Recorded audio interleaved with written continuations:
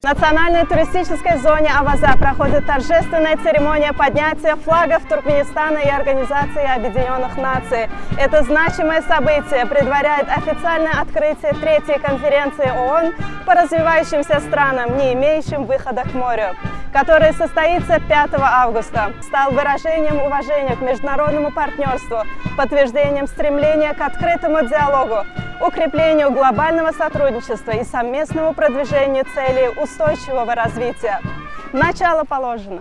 И уже в ближайшие дни Аваза станет площадкой для обсуждения конкретных шагов по расширению транспортных связей, развитию логистических маршрутов и укреплению экономического партнерства.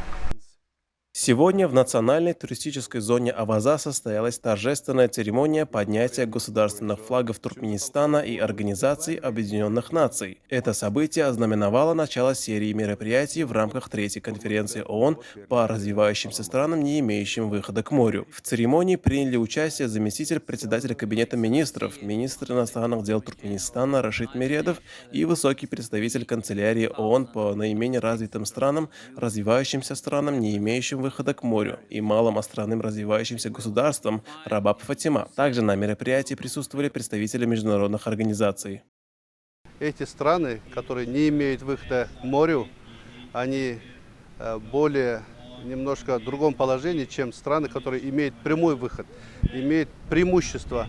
И в этой связи инициатива Туркменистана в рамках третьей конференции, она очень значимая.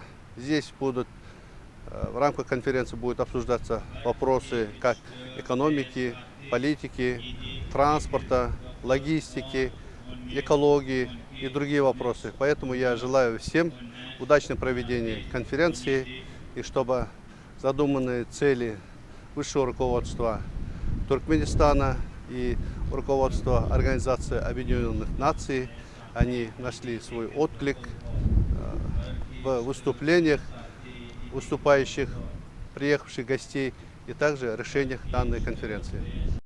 В своем приветственном слове Рашид Мередов подчеркнул особую символичность момента, отметив, что данное мероприятие совпало с рядом важных событий: 30-летием нейтралитета Туркменистана, 80-летием со дня основания ООН и Международным годом мира и доверия. По его словам, эти даты подчеркивают приверженность страны принципам мира и укрепления международного сотрудничества. Он также отметил, что проведение такой масштабной конференции в Туркменистане свидетельствует о возрастающей роли страны в глобальных процессах, направленных на поддержку устойчивого развития, региональной интеграции и решения проблем, с которыми сталкиваются страны, не имеющие выхода к морю. Мередов подчеркнул важность международной солидарности, транспортной связности и справедливого доступа к рынкам, как ключевых факторов для успешной интеграции этих стран в мировую экономику. Рабаб Фатима, в свою очередь, выразила благодарность правительству Туркменистана за активную поддержку инициатив ООН и подчеркнула значимость конференции как платформы для обмена передовым опытом, выработки новых стратегий и укрепления партнерства между странами и международным сообществом. Сразу после выступления состоялась торжественная церемония выноса флагов Туркменистана и ООН почетным караулом. Под звуки государственных гимнов знаменосцы с достоинством принесли флаги к флагштокам,